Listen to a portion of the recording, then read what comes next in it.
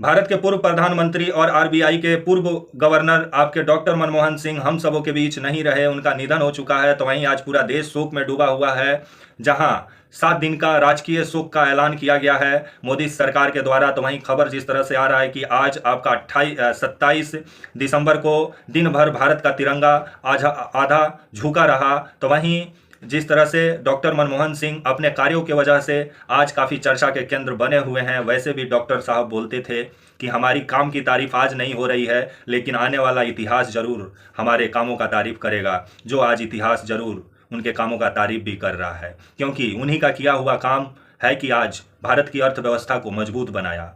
नमस्कार, मेरा नाम विश्वजीत कुमार और आप देख रहे हैं वाक फॉर इंडिया न्यूज। भारत के पूर्व प्रधानमंत्री और आरबीआई के गवर्नर रहे डॉक्टर मनमोहन सिंह अब हम सबों के बीच नहीं रहे। डॉक्टर साहब का निधन हो चुका है। तो वहीं खबर जिस तरह से आ रहा है कि आज पूरा देश शोक में डूबा हुआ था। आज आपका 27 दिसंबर को, तो वहीं पूरा दिन भारत का तिरंगा झंडा आधा झुका हुआ था डॉक्टर साहब के सम्मान में। तो वहीं खबर जिस तरह से आ रहा है कि 28 दिसंबर को पूरे राजकीय सम्मान के साथ डॉक्टर साहब का अंतिम संस्कार किया जाएगा। डॉक्टर साहब काफ़ी साधारण परिवार से आते थे, काफ़ी साधारण व्यक्ति थे, लेकिन साधारण रहते हुए असाधारण काम करने के लिए जाने जाते थे डॉक्टर साहब। डॉक्टर साहब के शासनकाल में जो काम हुआ उसका तारीफ आज पूरा देश कर रहा है, क्योंकि बच्चों को शिक्षा का अधिकार दिलवाना हो, या उनको स्कूल में मिड डे मील का व्यवस्था करना हो, या आपका राइट टू इन्फॉर्मेशन का अधिकार जो जनता को मिला, वो आपका मनमोहन सिंह जी के शासनकाल में ही मिला 2005 में।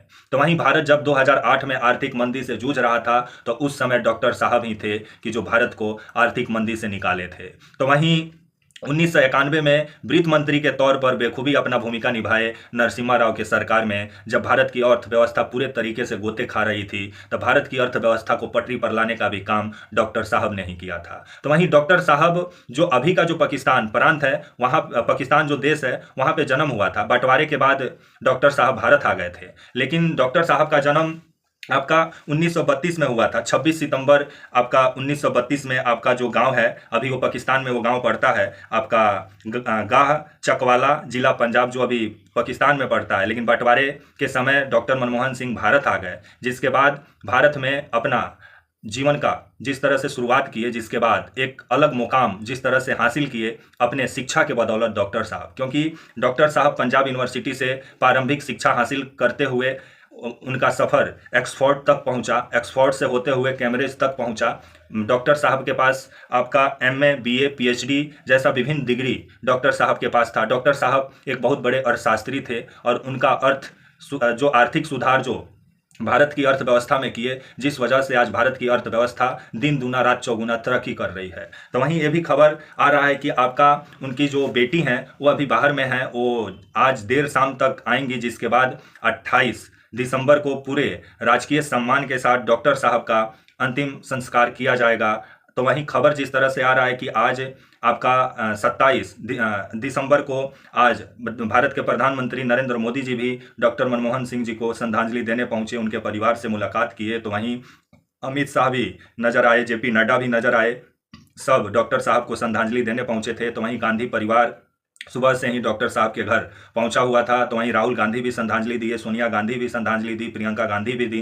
तो वहीं डॉक्टर साहब आरबीआई का गवर्नर भी रहे। डॉक्टर साहब की जो पत्नी है आपका गुलशरण कौर, उनसे मोदी जी मुलाकात किए, और सोनिया गांधी भी मुलाकात की, और वहाँ परिवार के साथ कुछ समय भी बिताए आपके मोदी जी। और आपका जो गांधी परिवार है वो तो सुबह से ही आपका मनमोहन सिंह के घर पे है। आपका जो दिल्ली स्थित जो घर है, मनमोहन सिंह का जो आवास है आपका मोतीलाल नेहरू रोड, बंगला नंबर 3, वहाँ आज दिन भर पक्ष और विपक्ष से जो राजनीतिक लोग हैं वो पहुँचे और डॉक्टर साहब को श्रद्धांजलि दिए। तो वहीं डॉक्टर साहब की 3 बेटियाँ हैं, और तीनों का नाम आपको बता देते हैं।